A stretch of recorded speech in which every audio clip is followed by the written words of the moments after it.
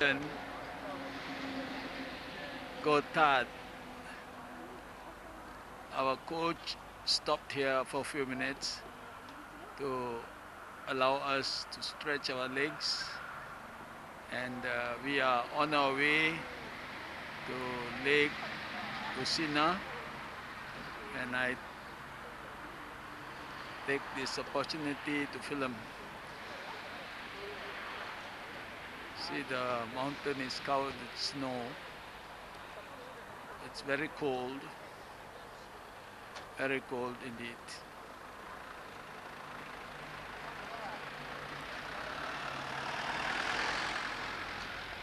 You know, it's funny. You don't sweat at all. Last 1 week, we have not sweated. And incidentally, last time I tasted bread, 12th of November 1991, we are at Lake Lucina, putting up at Hotel Honley. This morning, 8 o'clock, we'll be leaving for the excursion. This is the hotel that we put up.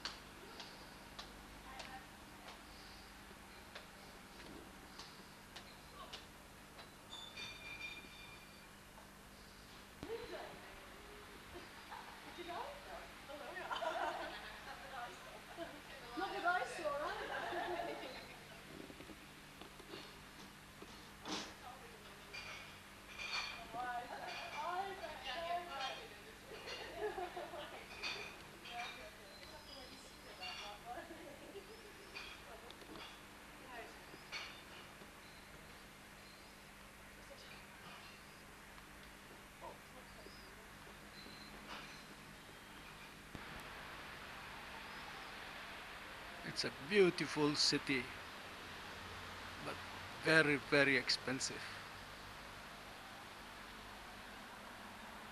I was told if you get sick here, it would cost a fortune.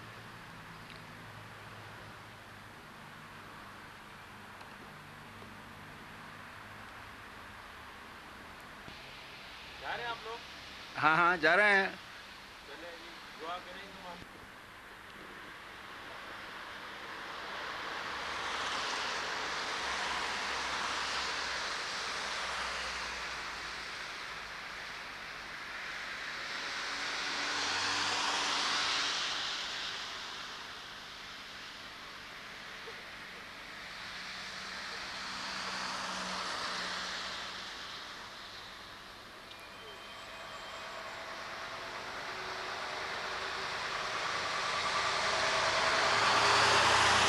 Time is about 7:40.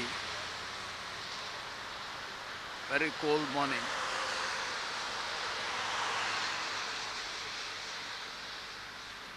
By the time we come back, it may be very late, so we may not be able to film this.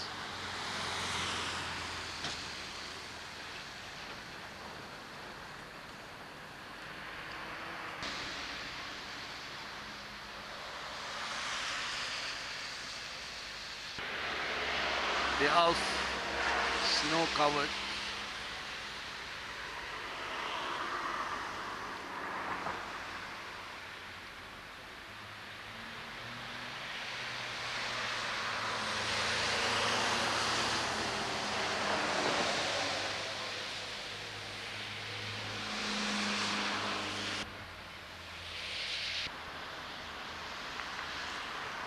Our tour guide.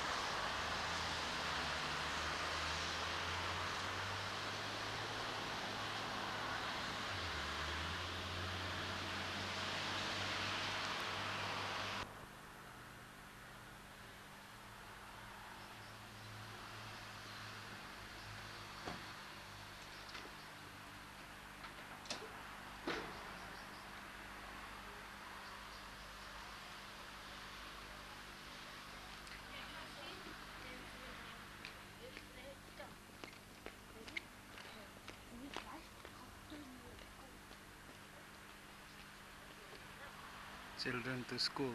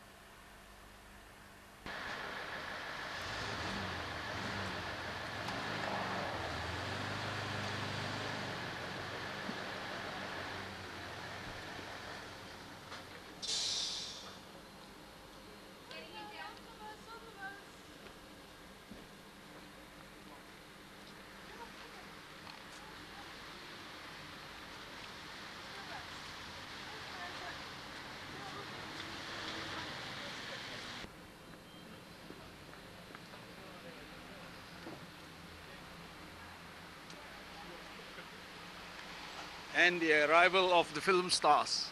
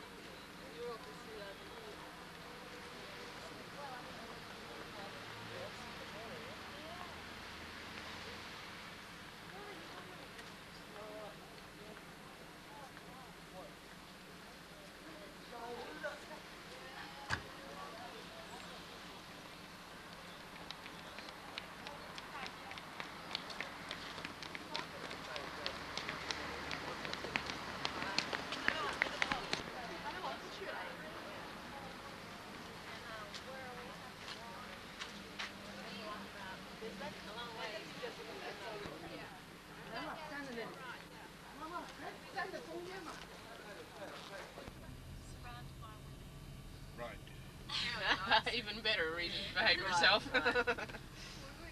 Betty will hold my hand. I'll be all right. Be quiet. You mean watch my Like mouth? this woman. Watch your mouth. Over here. Just round that corner there. Around this corner. This one? No, That one there. we went to. Tell's Pub. And they wouldn't serve you. No, Well, we made them. we made them. Too young. Because you're Australians. We didn't know how to ask for a beer.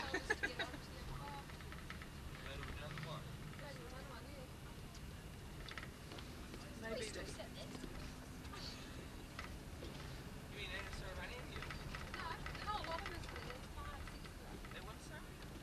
Oh, they did eventually. They had to. Only because we stood there and looked at them. Real mean. Maybe because we looked. Because we were cracking that whip. Watching you out the window. Guten Morgen. Guten Morgen. So we're off to Lucerne for the day.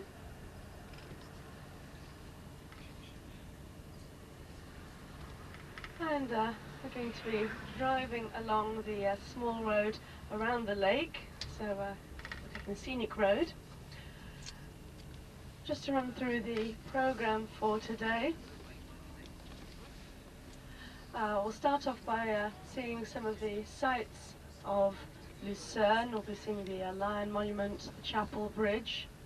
Part of it will be done on the bus, and part of it will be walking if the weather holds.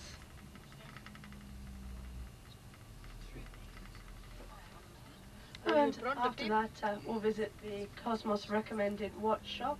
12 o'clock for the Mount Rigi excursion, and 5:30 to go back to the hotel. If anyone wants to come back to the hotel earlier, who's not going to Mount Rigi, you can take the train back to Kusnacht. You have the hotel address on you. The trains leave approximately every hour and cost about 405 Swiss francs. So I just go down to the train station and go in the train, and then it goes direct to Kusnacht. However, if you are going to take the train back earlier, if you could please let me know, or let someone know in the group, so we know that you're not lost in Lucerne and are just coming in 2 minutes.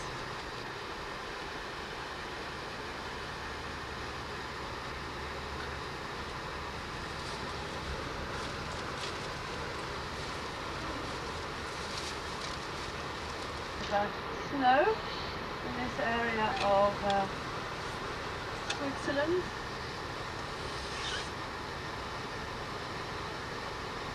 If you look at the mountain, oh no, it's just on behind the tree. Here we are, look at the mountain straight ahead of us, covered in snow, and can you see it has 2 little peaks? You see which one I mean? Straight ahead of us, with 2 little peaks. Yes, can you all see which one I mean? Mount Pilatus.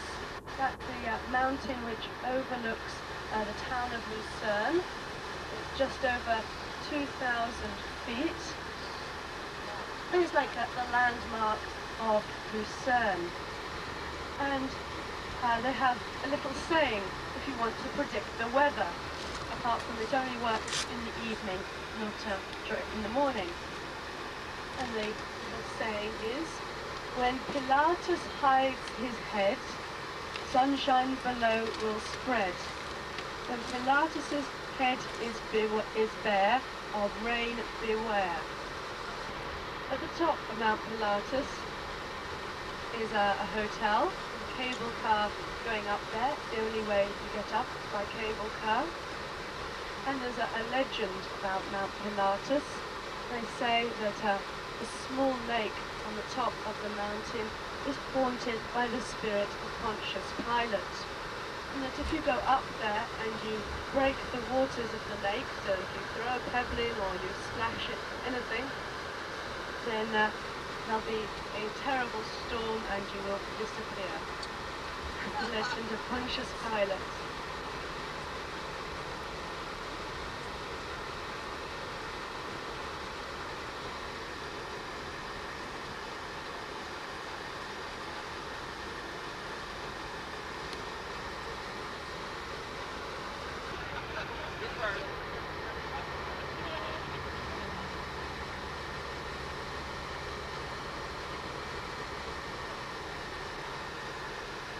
फरोख की जगह है सामने वहाँ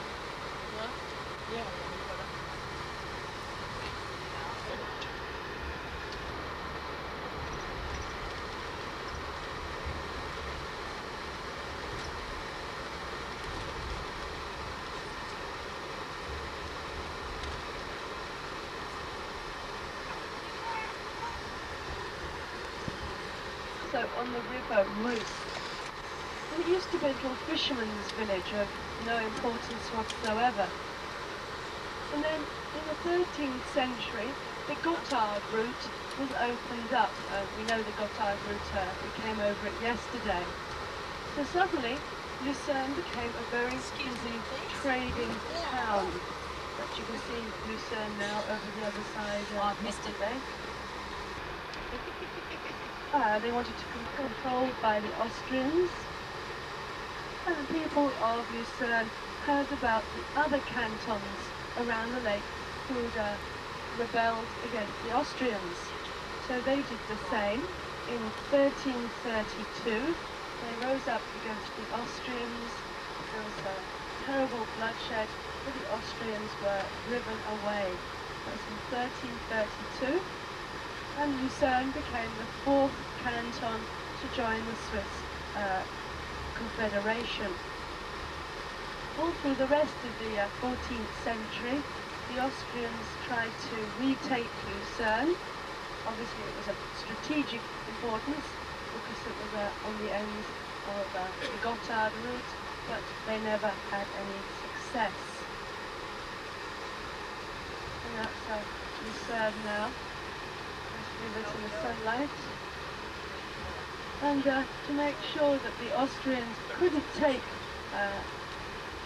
Lucerne, the people of Lucerne built fortifications all around their city, called the Newsegg Wall, and we'll see them a little later on. The area we're passing at the moment is the pleasure harbour of Lucerne, and there's also a little lido, a little beach. You can go and swim there in the summer. It's been the largest collection of railway engines in Europe. So if you're interested in railway engines, you can come back and have a look around the museum. You might spot a couple.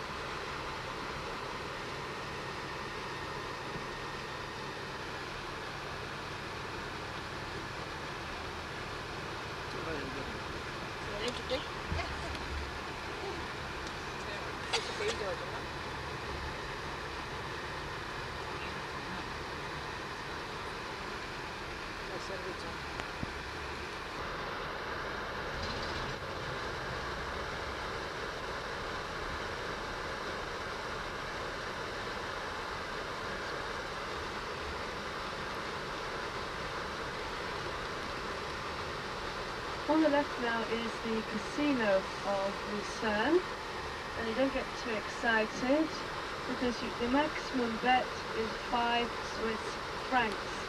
You can't bet any more than £2 or $2 or $3. So you can never become a rich man or woman by gambling in Switzerland. Anyway, first of all we're going to go and visit the Lion Monument. Now, in the past, if a royal court wanted to employ mercenaries, paid soldiers, they'd employ the Swiss, because Swiss soldiers were famed for their courage and bravery. And the French court used to employ many Swiss soldiers. So in 1789, when the French Revolution was breaking out, the French royal family were in the palace of the Tuileries in Paris, and they were defended by the Swiss guards. The people of Paris were rioting. The Swiss soldiers fought very bravely, trying to protect the French royal family, King Louis XVI, Marie Antoinette and their children. But unfortunately, all the Swiss soldiers were killed, and the French royal family were captured by the revolutionaries. However, everyone always remembers the great bravery of the Swiss soldiers. So in 1821, a monument was unveiled to the bravery of the Swiss soldiers. We're going to go and have a look at the monument now. It's built out of sandstone.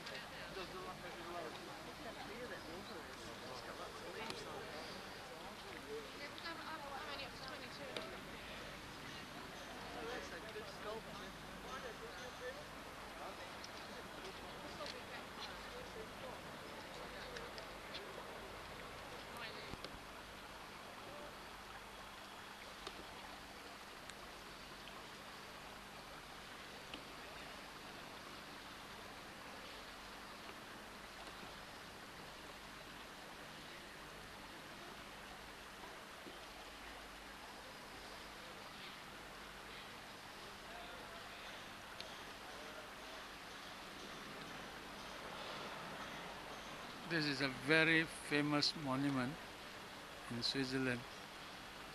See the agony on the face of the lion.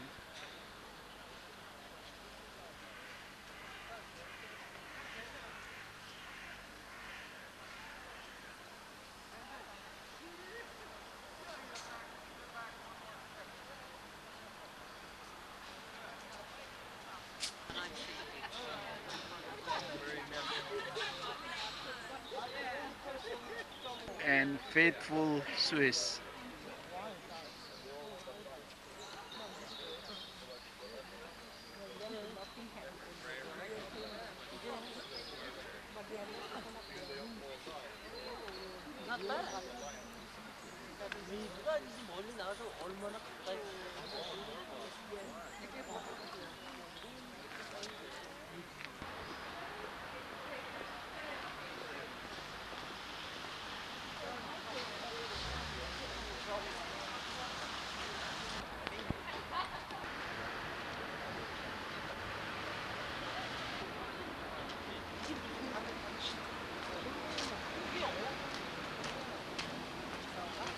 Left, get ready, and you'll see the Cathedral of Lucerne, the Hofkirche.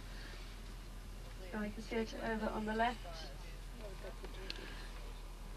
In 1633. So the church you see there is the new church of Lucerne. It was built in the end of the 17th century, and all the best families of Lucerne are buried there. Ahead of us you can see a shop which has Rolex written on the front of it, and that is Bucherer. That's the best watch shop of the whole of Switzerland, and there they have 3 floors of nothing but watches. You must make sure you go and have a look in there today. It's a truly amazing experience. They have a huge area of Lucerne, and a lot of it covered in flowers, and it's the most noticeable feature in the whole of the town. Now, it's not only the fact that it's a wooden bridge dating back to the 14th century. Inside are 111 paintings. These date from the 14th century also, and they tell the history of Lucerne. They tell how the people of Lucerne rose up against the Austrians. They show the pictures of the battles. They show the pictures of the fire in 1633 when the cathedral was destroyed, and also much of old Lucerne.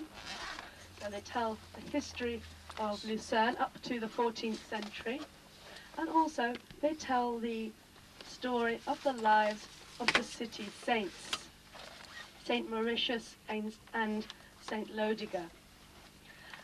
And above each painting, it tells the story of the painting, but it tells it in old German, 14th century German, and also it's old script, so it's impossible to read what it says.